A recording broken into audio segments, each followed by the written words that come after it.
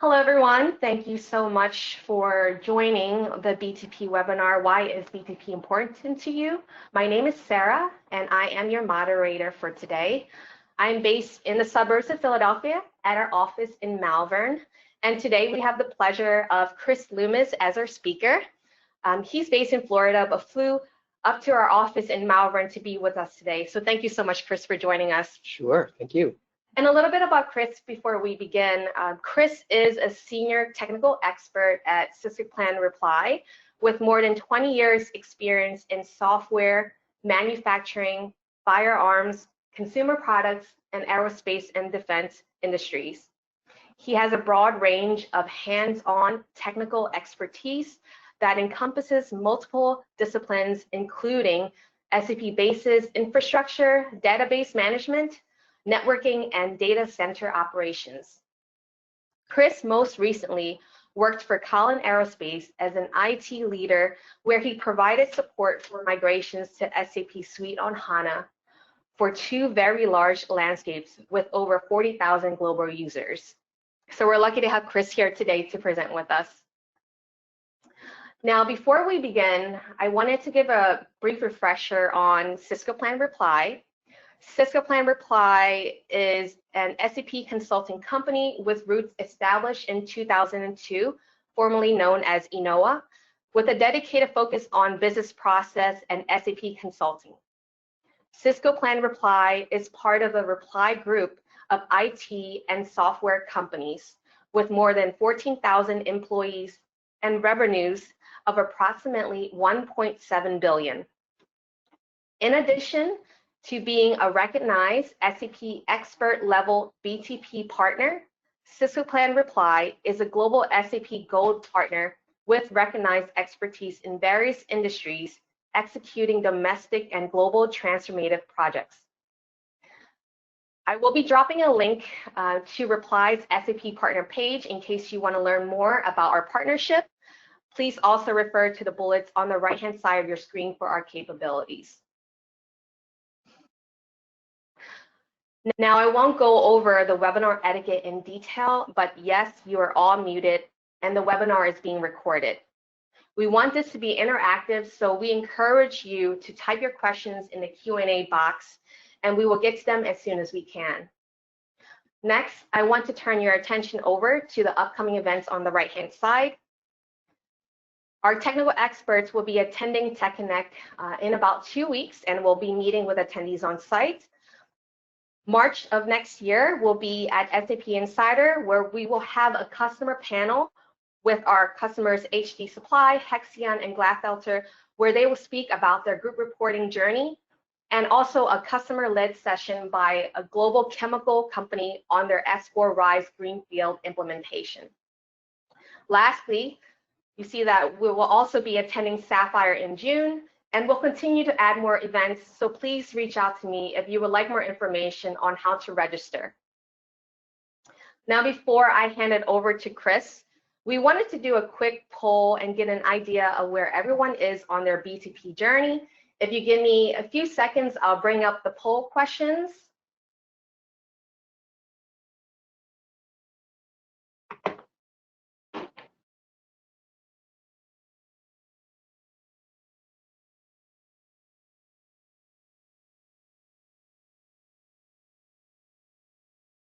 Please select from the options that you see on your screen.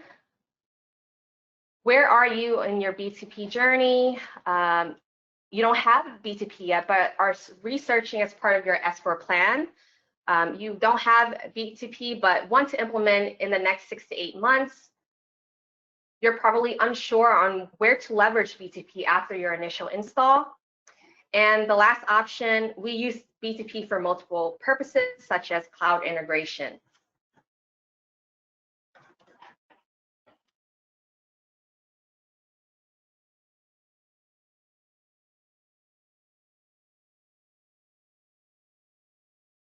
I'll give you a few more seconds.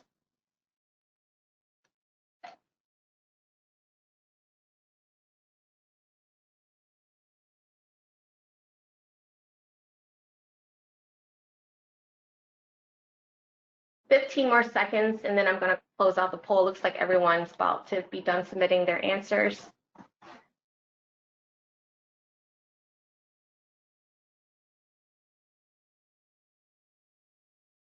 All right, thank you so much, everyone. I'm going to go ahead and close the poll.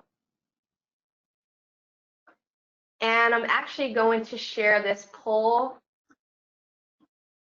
so you can see the results.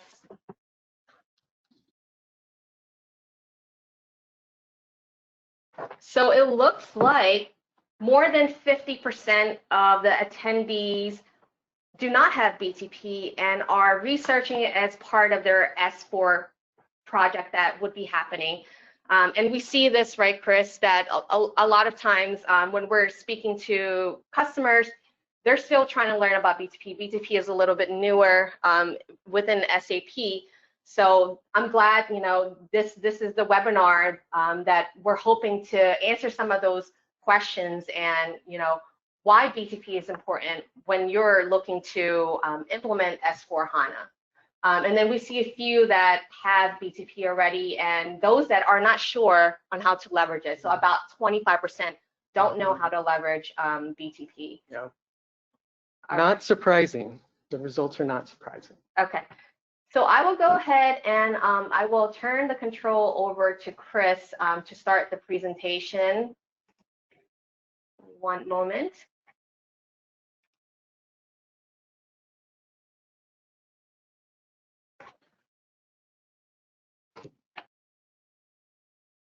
All right.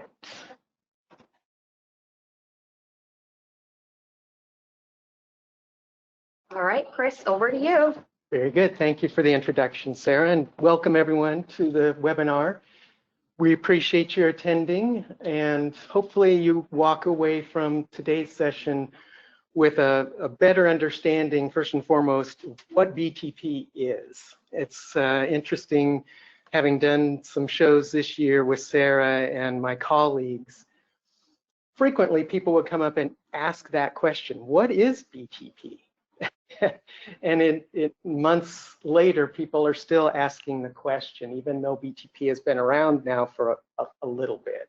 So I'll introduce what BTP is. We'll talk about the various technology pillars that are considered part of BTP and dive into what those pillars represent.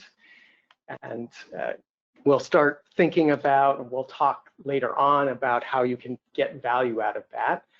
The other common question we get that's associated with BTP, and it's becoming more and more common, is the clean core. What is this clean core concept? How do you go about developing a clean core if you have an existing landscape? And so we'll dive into that deeper as well. It's more than just simply trying to limit your customizations or moving your customizations out of S4 into BTP. And then we'll talk about the alignment with SAP strategy.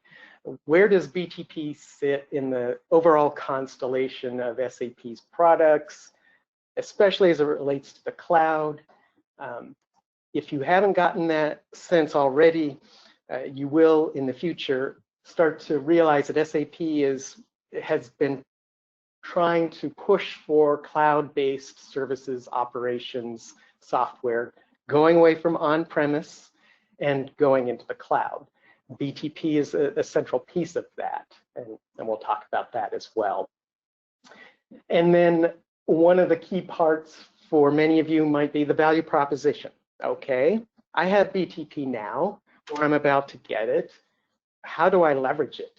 What should I be doing with it that perhaps I'm not doing today? And we will talk about specific use cases that you can consider that are common. And we'll also talk about several customer use cases that we as Reply have deployed in our client base to give you a sense of the scope of what can be done in BTP and also what Reply can help you do with BTP. And then finally, I'll talk about how you can get started with BTP even if you don't have it today. There is a free account that you can sign up for, and And I'll give you those links and the details behind how you can sign up and get your hands on BTP and start looking around. Many cases, there's no substitute for hands-on and working with the product. So we have that opportunity to do that for free.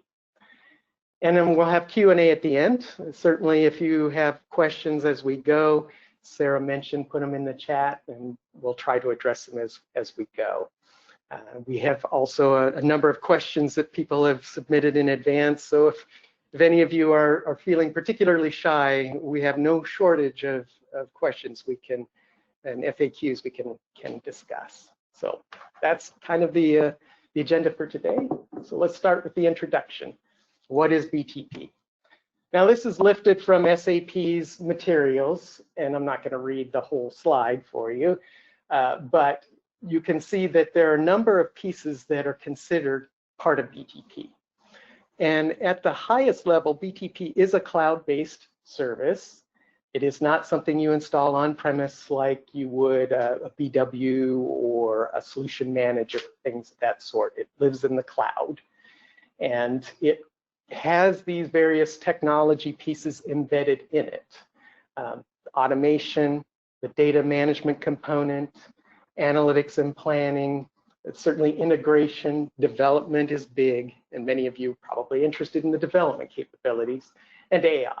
It looks a little bit like a disparate collection of technology, but the underlying commonality is these are technologies that are meant to drive your business forward, move you into the next level of efficiency, business processes, reducing your cost of ownership, reducing your pain points as you go forward with upgrades, and those sorts of things. So that's why they're collected into this cloud-based platform. And you can see that it comes with pre-built models, pre-built application templates. There are things that come out of the box that you can leverage right off. And it runs on the various cloud providers. It's not something that you have to run on SAP's cloud. That's the basic definition. Well, let's go ahead, Sarah. The next, we'll start talking about the pillars here. You may have seen this graphic before. It gets used commonly. There are at least these 4 pillars. I've seen it broken out into 5. Between your database and data management, the analytics, the app dev, and intelligent technologies, which is where AI lives. And this is all meant to ride underneath your business processes. It's meant to be that underpinning for your overarching system and your overarching business processes. Sarah, next slide. All right, so let's dive into these pillars a little more. Database and data management. You're all going to be familiar with this one. Go ahead and advance. And you can go ahead and advance the other ones. There we go, thank you. Primarily, you'll notice HANA, the HANA database and HANA Cloud. These are central to BTP, but they're also central to the S4 constellation. Many of you probably realize that SAP is going away, certainly has gone away from third-party database support in favor of the HANA technology, and it features prominently in BTP because data and managing of data is a big concept here. And to that point, you're talking about being able to store and process and interpret, more specifically, the data that might be in your landscape. And you can see here that there are, of course, product offerings around this that SAP has developed to help with these functions. And you see at the bottom of the screen, the data intelligence, master data governance, some other things. So managing your data is one of those core pieces. And it shows up in the technical side in these product offerings, but also more specifically with the HANA database and HANA Cloud engines. All right, Sarah, next one. Analytics. This may be what many of you understand BTP to be. And this is a hazard that has been pointed out by my colleagues that clients in the field tend to learn about BTP through one entry point. Perhaps it's analytics. And then as a consequence, they begin to think that, oh, BTP is an analytics engine. That's not what it is only. Yes, it has analytic capabilities, but it can do much more than that, as you've already seen in the towers. But certainly analytics is one of those areas that features in BTP. And you can see that SAP has the analytics cloud. There's BW for HANA, data warehouse cloud. There are analytics tools that are embedded into the system that allows you to do those sorts of data analysis from your various data sources. Third pillar, this is a big one, a very popular one, development and integration. This is one of those key pieces of BTP that perhaps many customers do leverage aside from perhaps the analytics, which is integrating BTP or using BTP to integrate between your SAP instances and even SAP and non-SAP instances. It's possible to use BTP for these purposes. This is where you have your application customization lives here. The extension suite and integration suite are two key tools that are used for these functions. And so a lot of the customers will have a need. They perhaps want a custom application or multiple applications to be developed that run through BTP. Or you want to be able to integrate between systems, and BTP would be that centerpiece between your systems. A lot lives in the app dev and integration piece, and you'll see some of those examples later on in the presentation of areas where this has been done. And then the last one, intelligent technologies, which this one gets sometimes split out, where AI will be its own pillar. But effectively, these are the automation pieces, machine learning pieces, Internet of Things.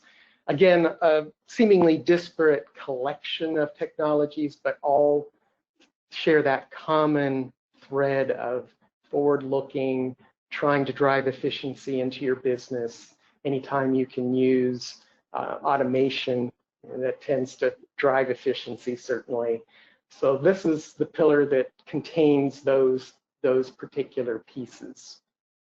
And oh, thank you for that. The left side shows some of the examples that SAP cites as part of Pillar 4, the products that they offer, Ariba, Fieldglass, SuccessFactors. Some of you may have these in the landscape today. And those leverage in the back end some of these technologies.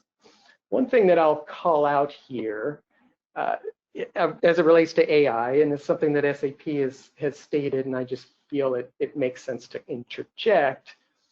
SAP's AI is not designed to compete with third-party AI tools. SAP is trying to use their own AI to manage within the SAP constellation. So it doesn't supplant or take place of any other AI technologies that you either have or are planning to bring into the fold. This is specific to within SAP. And you'll see an example later how AI and SAP can interrelate in some of the examples that we have. Okay. So let's talk about the clean core concept. This is the one that we could probably spawn our own separate webinar on. So I tried to distill this into as concisely as possible. The metrics on the right side of the screen come from SAP. There's a link down below where you can see this overview. So they claim those particular statistics that if you go through an exercise and develop a clean core, you supposedly could see upwards of a 50% reduction in database size. You can automate a large number of your business processes and things of that sort. Now, clean core, many people might think clean core and think, okay, that's just moving your customizations out of your core S4 system and putting them into BTP. And while that is a function of a clean core process, it doesn't mean that all your customizations are bad. Analogy I read online was just because you have custom furniture at home doesn't mean you have a dirty house. You can have a clean house and still have customizations. So it doesn't automatically mean, oh, your customizations need to move elsewhere. Not at all. It's meant to drive efficiencies in your system, but also one of the main benefits you see at the bottom is come upgrade time. It should reduce the level of effort, the amount of testing and remediation that you have to go through to reach your upgrade goals. But it's more than just simply the code. And you'll see in the next slide that it also includes a number of other elements. The next one, and build the other ones. Yeah. So the elements are on the right-hand side. SAP has identified much more than just software. I think there are more, aren't there? Yeah, go ahead. I think that might be it. Operation, there we go. So you can see the right-hand side, we've got these 6 different areas that are touch points for clean core. Software stack is one of them. Keeping it updated, obviously that. Adhering to standards when you do your extensibility, your customizations. Making sure your integrations are what they call cloud compliant and would be able to go through upgrades. Managing your data, certainly. Making sure your processes are efficient and aligning with SAP guidelines on operations. And there's a whole, if you go and look at the clean core information, there are more details around those. And as I said, I tried to distill this down to be as concise as possible. So those are the elements on the right side, but the left side is equally important because it's one thing to establish a clean core. You go through all this effort. If you commit to doing that, it's an exercise, and Reply has done that for customers. You do an evaluation of your current system and determine what makes sense to change, move, update, and so forth. Commit to that. That is an exercise, certainly. But to keep the core clean, you have to continue to manage, and you also have to maintain your processes so that you don't then slowly revert back to the old ways and you end up with kind of the same situation you started with before you went through the exercise to clean up. So managing the process, reverting to standard where possible, retiring old, outdated software where possible. Those are seemingly common sense. It can take an effort to get that done. And then the big one is maintaining it over time. Something that was a bit of a learning point for me, but makes sense, is that you need to have a governance around the core and your developments and customizations, and making sure that everyone's in alignment with that, so that you're not in a state where you're chasing issues that crop up because people have gone away from your standards. So the clean core is more than just the software. It's your data, it's your integrations, it's your long-term plan, and so it's an exercise that is unique to each customer. They're all in different points in your journey. You may or may not have, depending upon your level of customization, you may or may not have a need to do this. If you're going greenfield, this gives you an opportunity to implement this at the outset instead of trying to retrofit, which many customers who have existing landscapes might be thinking about. So that's a big concept there, clean core. That's all right. So BTP, alignment with the strategy, where does it fit? You may have seen this graphic before. I think someone has called it the sunrise graphic because it looks like the sun coming out of the horizon. But a key point here is that these technologies and BTP, having those technologies, the overarching goal here is to help customers become Intelligent, sustainable enterprises. Well, what does that mean? That means that you're able to keep up with the times, that you're able to sustain your landscape, that you're able to be at a point in the technology scale that you're not too far behind and have a lot of work to catch up.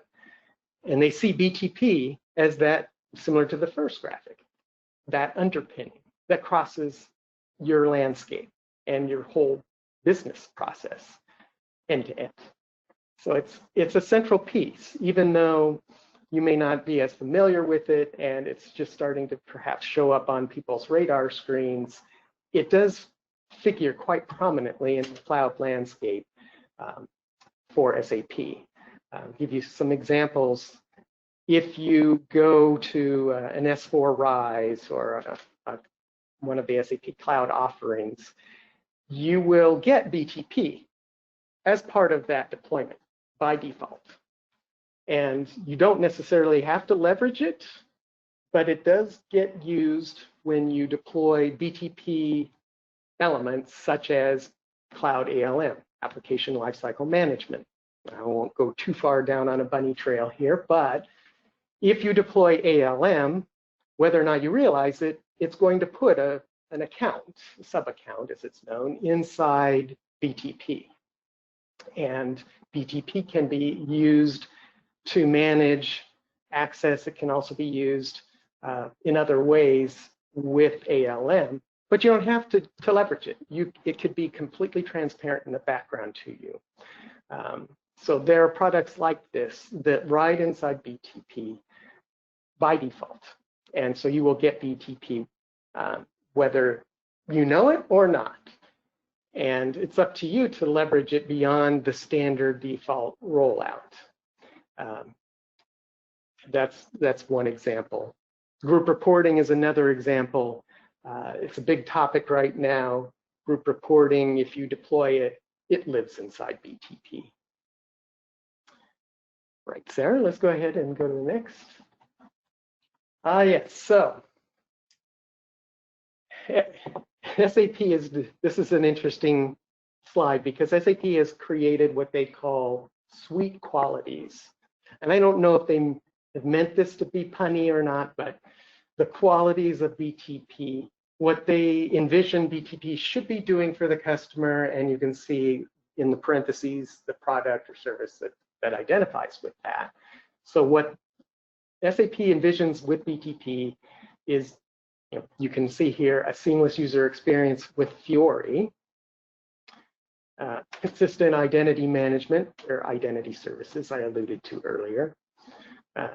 The domain models, so one domain model, and the analytics, the embedded analytics we talked about, being able to consolidate down to a single workflow inbox.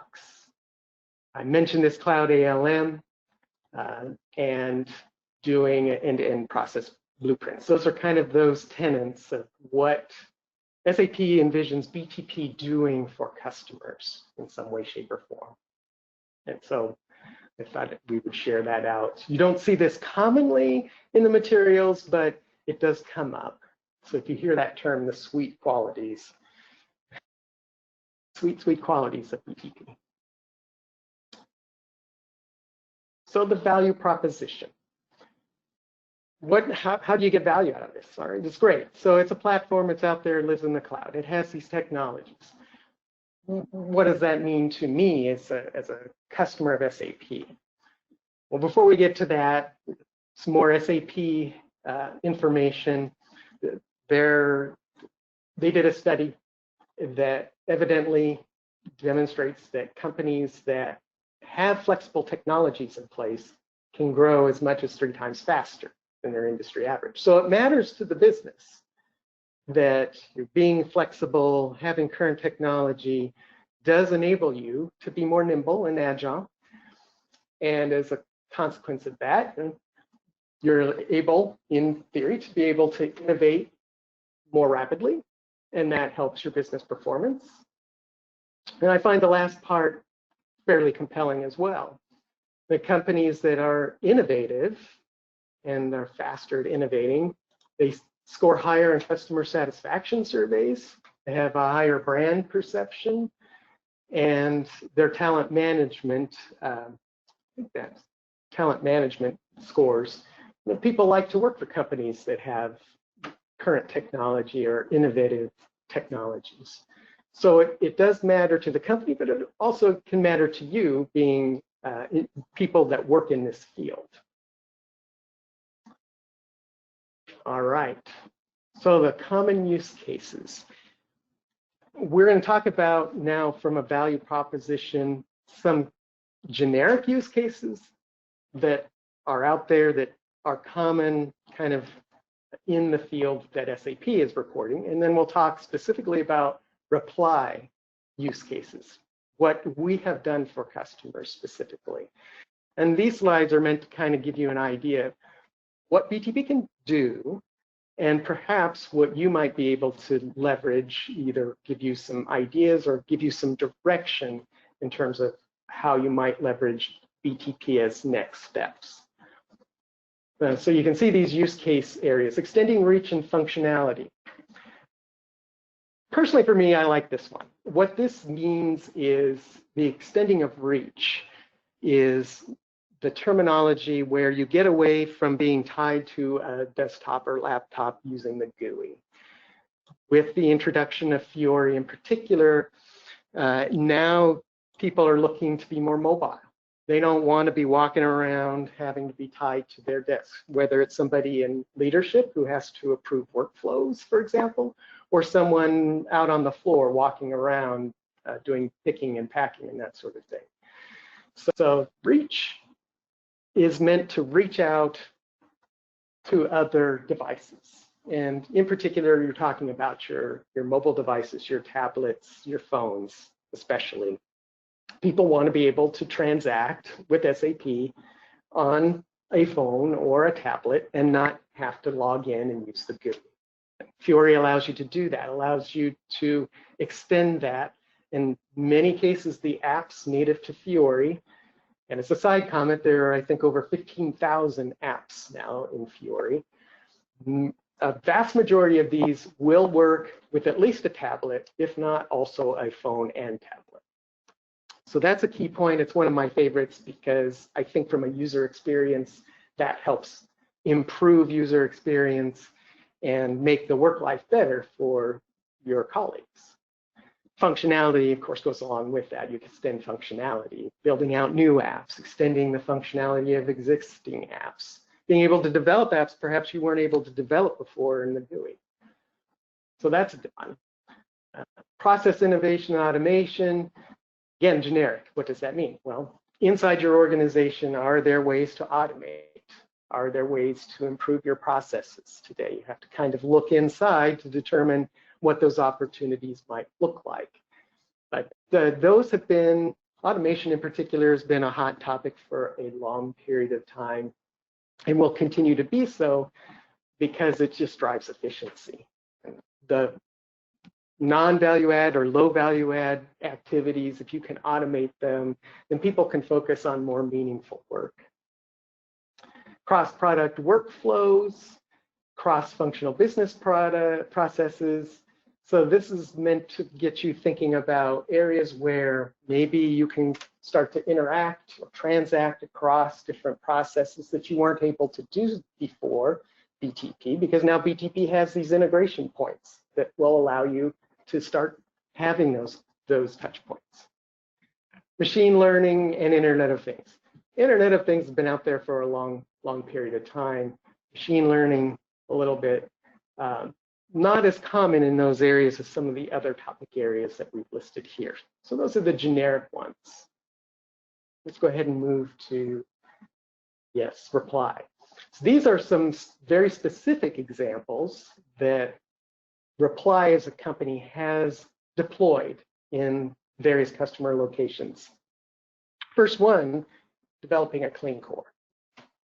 So if any of you are thinking about this, it's an area that we have experience in, being able to do that in an assessment of your landscape and devise a plan to drive to a clean core. Replacing old reports with new CDS views, that if That kind of goes back to the analytics piece, but being able to develop reporting as a general rule, that's something that we have a competency in.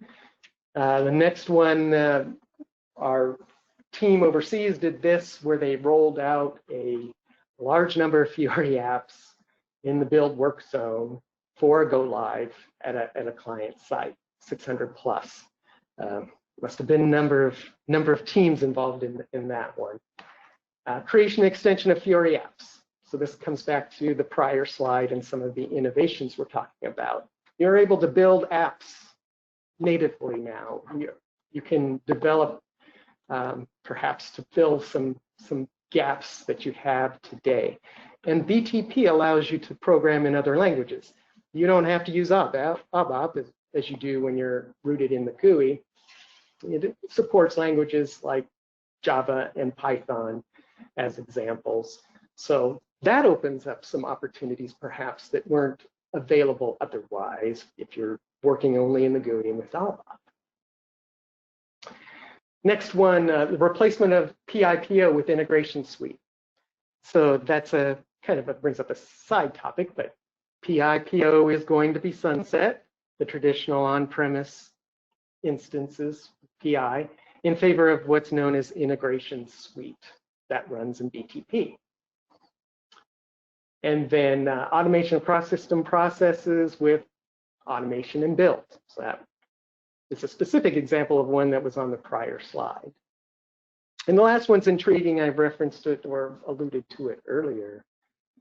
Working on AI topics within SAP, the teams are looking at integrating ChatGPT as an AI engine because SAP is not using AI in that fashion. And so there's some exploration happening here with AI currently. So very specific use cases there. How are we doing for time? We're still doing it. Okay. I don't know how long I've been talking. Okay, so getting started. Go ahead and advance here. Oh, nice transition. I mentioned it earlier. You can get a free account by yourself by going to the developer site. And the link below is the main landing page for BTP if you want to know more about BTP and the lovely help documents that are out there. If you sign up for a free BTP account, it lasts for 90 days. Now you can renew every 30 days and you can re-enroll after 90 days. It used to be a year up until about February or March of this year. I can't remember. I think at the end of February, SAP changed it from a year and chopped it down to 90 days. I think the reason they did that is because when you sign up for this account and you go through the process, you'll see that the BTP instance will get deployed, and it gets deployed in one of the data centers. So you're taking up cloud storage when you set up a trial. And I'm sure SAP realized they couldn't sustain a 1-year trial period for all of these cloud instances and chop it down. So you can go to the link, you can sign up. You sign up and you're able to log in. You get a fair number of out-of-the-box functions for free. You can connect your BTP instance, if you so choose, to a sandbox on-prem. BTP will work with ECC systems. You do not have to have S4 in place. You don't have to have a cloud system in place. If you wanted to connect your BTP cloud test trial instance to your on-prem ECC sandbox, you can do that. And you can play around with deploying apps and play around with some of the integrations.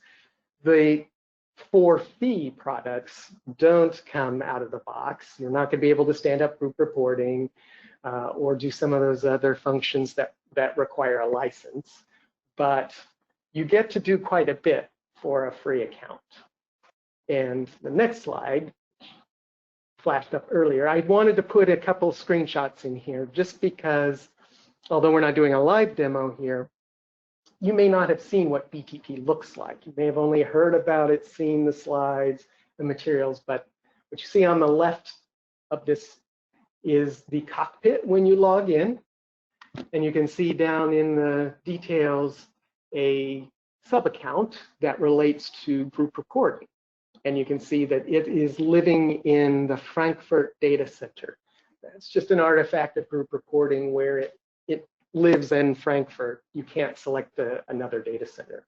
But for other BTP functions, you typically get a selection in the US of which data center you'd like to deploy. And on the right-hand side is a drill-in on the sub-account that shows you how much memory you're using, how much storage you're using, and just give you a little bit of a look on some of the details here, what the cockpit's like. And lastly, there's some references in here. Oops, I put some references in here again, the main technology page. There's a book that was written where I got some of the screenshots about BTP. It's an ebook that you can get from SAP Press. And those resources will certainly help give you some additional foundational knowledge about BTP. And you can always reach out to us. We're always here to help. Thank you so much, Chris, for that informative webinar. I did drop in the link for the free trial for BTP into the chat. Yeah. So feel free to go ahead and click on that or save that link to review it at a later time. But we have some time for questions. A few questions did come in. We also have some questions that were submitted ahead of time during registration. So thank you for that. And if you do need to drop off, my email address is on the screen as well as in the chat box. Feel free to send me your questions and we will try to get to them as soon as we can. Otherwise, Chris, I do have a few questions that I wanted to bring up. I'll do my best. Okay, so this is one of the questions that were submitted beforehand. How does an SAP BTP license work? Is it based on deployment of individual apps? Good question. Licensing will be based on kind of your paid for piece. So if you're using BTP out of the box, say you're an S4 RISE customer, and you get BTP, there are no quotas or restrictions around that usage as far as I know. Now, I'm not in the sales and marketing area, so someone like Sarah can do more digging on particulars. What complicates matters is things like group reporting or some of the other products that we talked about, offerings that live in BTP that you do pay a license for. And that can be complicated because some of those do base the cost on volume, projected volumes. And so as much as I'd like to give a concrete answer, it does vary based on what you're doing and what products you're using. But as a general rule, SAP is very eager to get customers in and using BTP. So that's a plus, which means when they do that, they give you a lot for free to incent you and try to generate that client base. So by and large, you'd be okay, but once you start adding in some of these paid for products, the license will vary. Thank you so much, Chris. Another question here.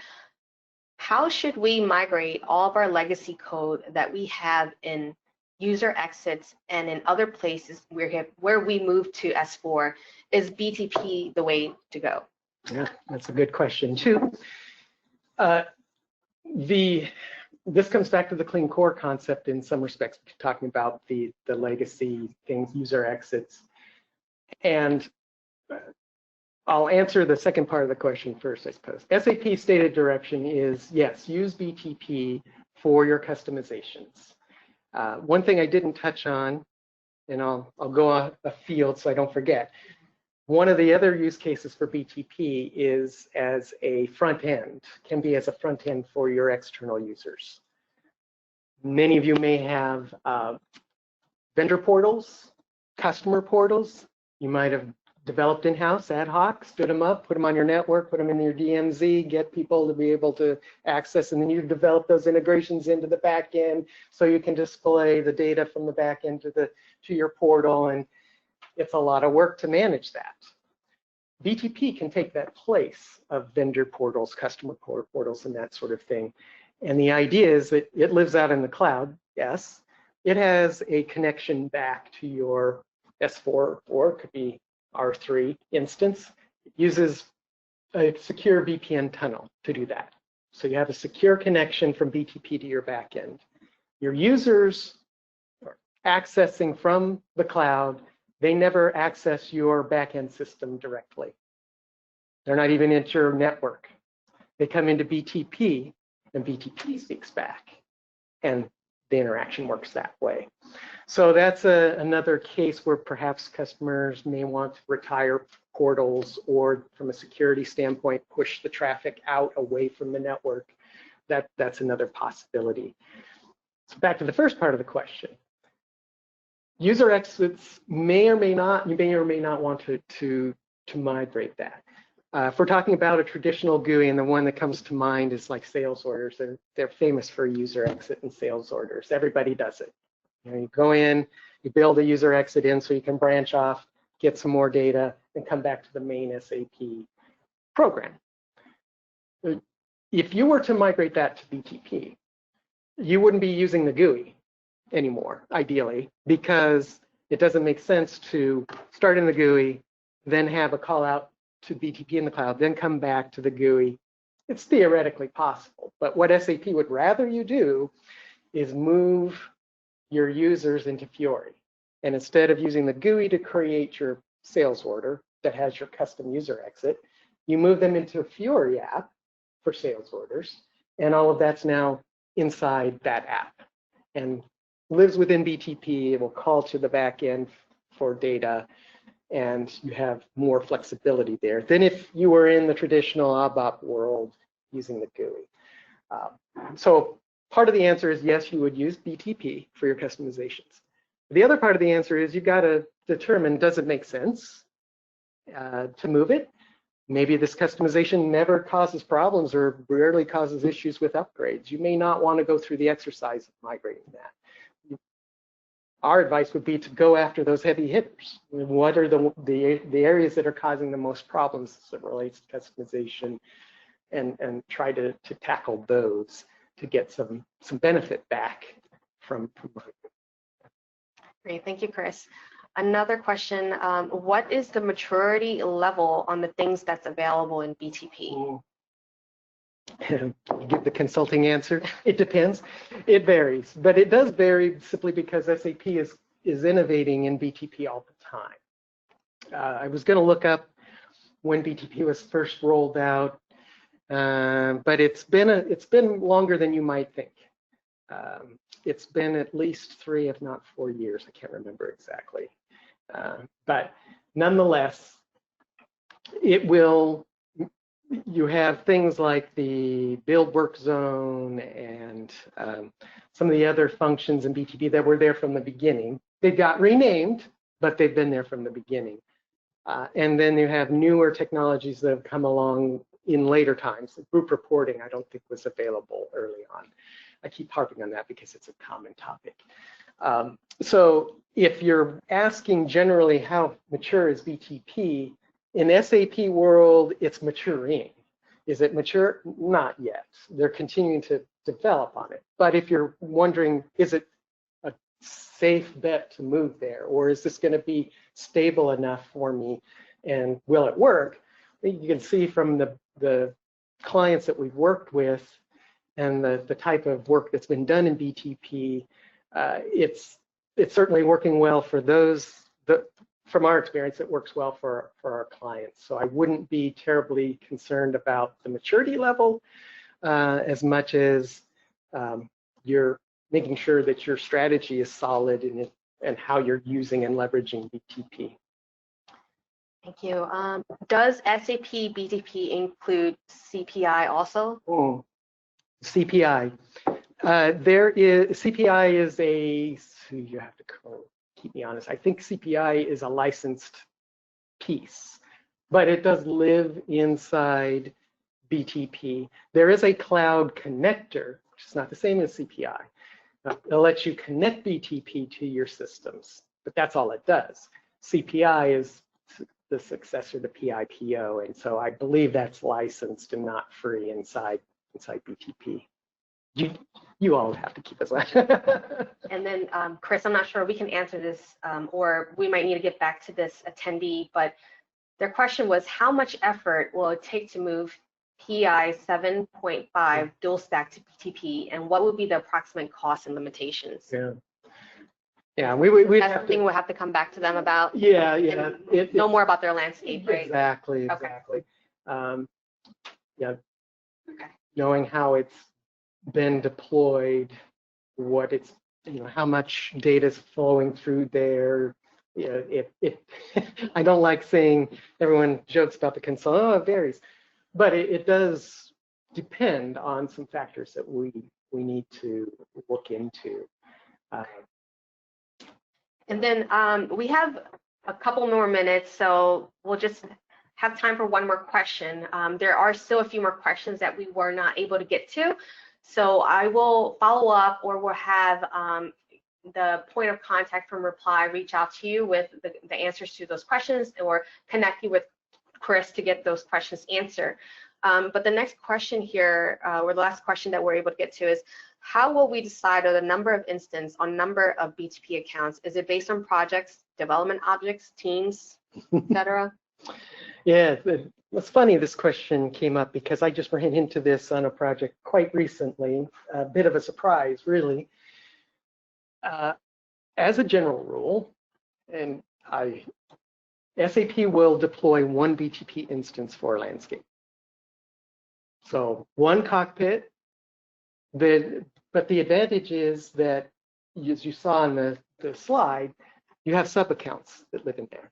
You can have multiple sub-accounts within one BTP instance, and that lets you do different things. So you could have a group reporting sub-account like I showed earlier. If we were to deploy ALM for Reply here, you would see underneath that, and that's it, a ALM sub-account. So that's an advantage, is that you don't have to log into your development BTP and then log into a test BTP and so forth. You have it in one spot. So that helps scope it. Was there another part to the question? How do we decide a number of instances or a number of BTP accounts? Yeah, so it's one instance.